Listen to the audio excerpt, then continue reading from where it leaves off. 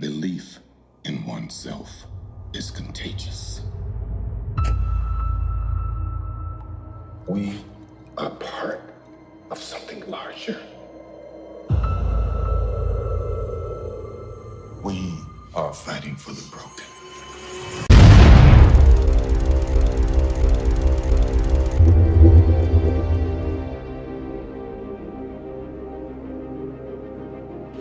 Fucker. Motherfucker! Not one motherfucker from Samuel L. Not one. Not one. Although it was rated PG, so. That's right. Maybe we shouldn't have said that on this show because this is rated GP. Yeah. Hey, everybody. Hey. Welcome to Doom Gorian Report on Happy Wax TV. Brought to you by the guys from Doom Gorian. It's Horror Emporium. Happy Wax. Axmaster. And tonight we're talking about Smooth as Glass. Yes. This was a good movie. Yeah, we went and saw it the other night, and I think we both went in without any expectation. Is that the proper thing to say?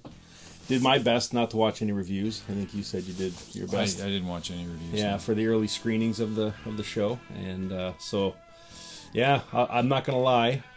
When I was watching the commercials, I think we talked about it on the way there. There was a couple scenes in the commercials that kind of made us question how good this was gonna be. But no, I thought this was a good fucking movie. I thought it was. Yeah. I admittedly, I don't like superhero movies, so I don't like them. I don't like the eye candy.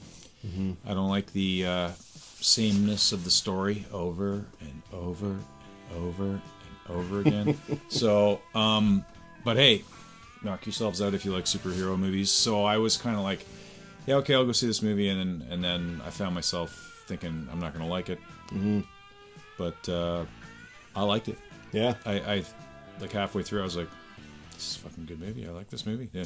Yeah. And I like how the heroes in it, like David Dunn and the villains, I guess, not heroes and villains. Like they're more like everyday people. They're not like over the top guys. Like billionaires and and people from other planets. They're just this normal everyday people like you and I. And yeah, it was great. And I said this before too. I was really impressed. James McAvoy is such a good actor. He's just awesome. And it's like there's parts in this movie where he's just changing his character like on screen like seamlessly. It's fantastic how he does it. Like I don't know, people are praising him, and they should, rightly so, because I mean he really does bring a lot to this movie. You know what I mean? Like the story's great.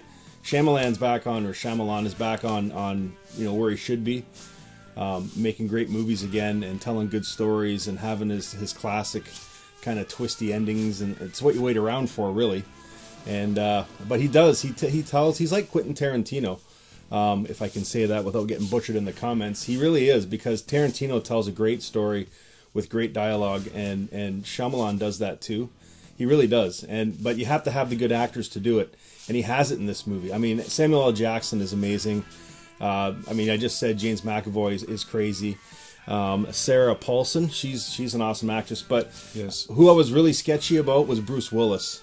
Because, like I said earlier, some of his movies I've watched in the last little while, it's just like he's just mailing them in for a paycheck. But he really, he actually looked like he put effort in to make this character like it was. How many? What were you saying? Glass. 2000. Yeah. So that's 18 years ago, and for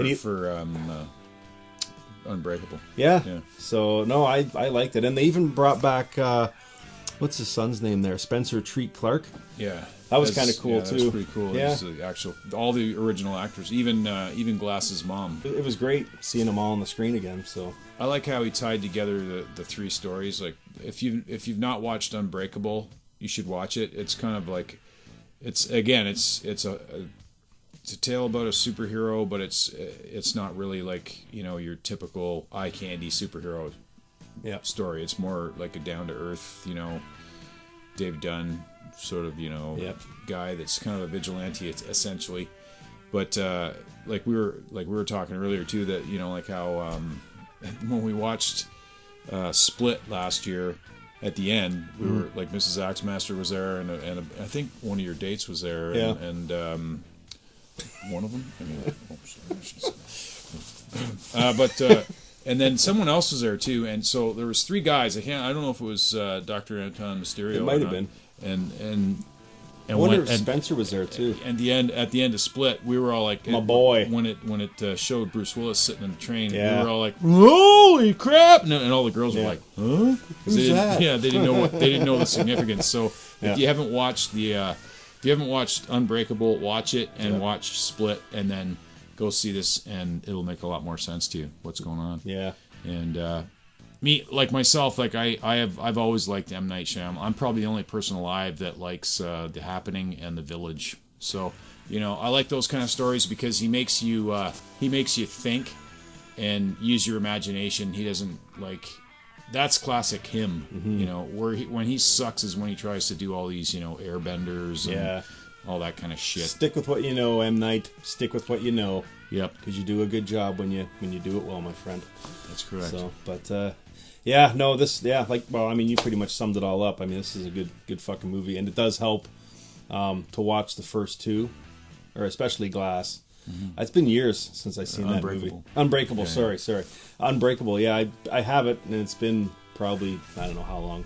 But I know enough about the movie to realize what how it all comes together. But he does a great job of tying everything in. Mm-hmm. And he did say, which is good for. I like this too. Hopefully, he sticks to his guns. As he said, he's done with this now. So he's made his 3.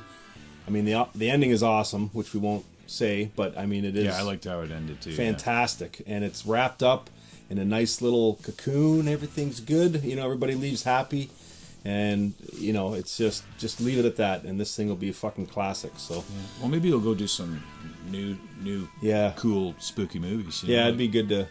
I'd like now that he's got his superhero stuff out of him. Maybe he'll go back and make some more The Visits or other great creepy movies that he's made. What was that one movie he made too? Was it Lady in the Lake?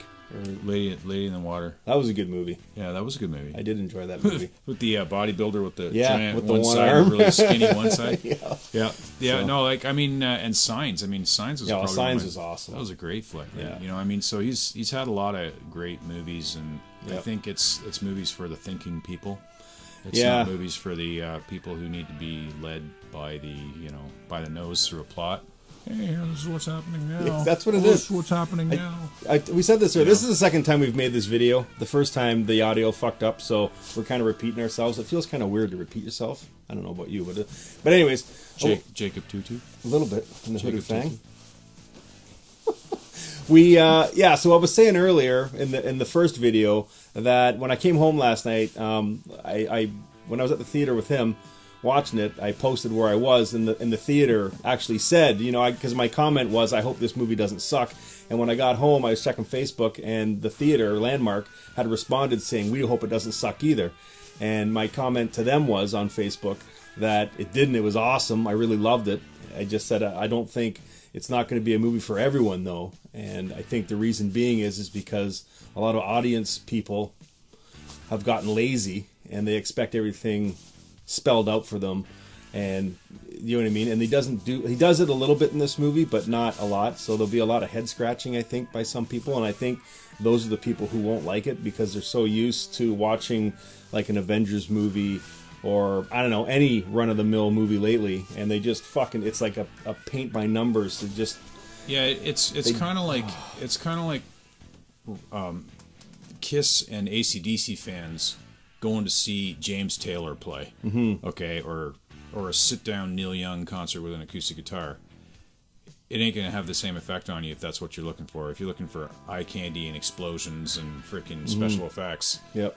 If that's your thing, you're gonna not like this movie. You know, if you want to think a bit and yep.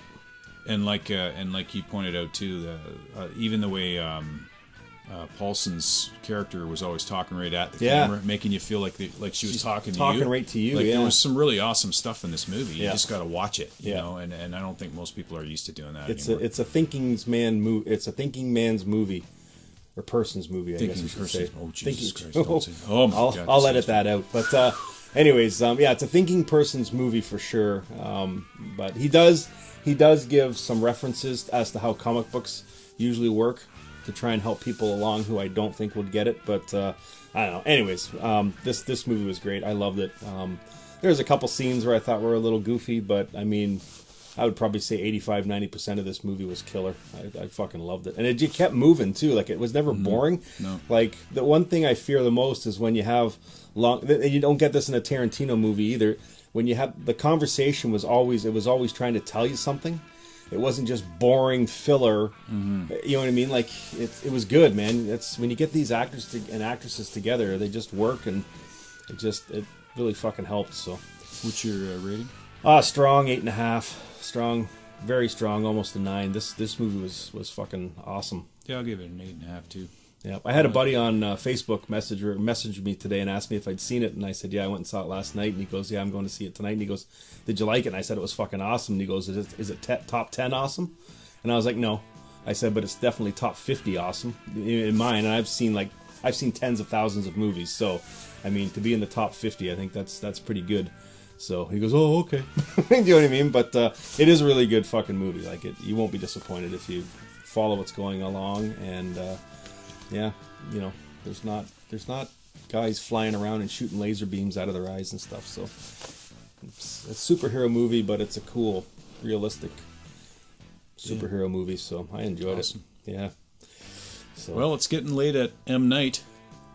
It is late. Yes. And I got to be Shyamalan along. So you played that well. So, all right, let's wrap this up because it's bedtime. Then. So yeah, go see this movie. Don't pass on this movie, man. You'll be missing out. It's really good, and it really should be seen on the big screen.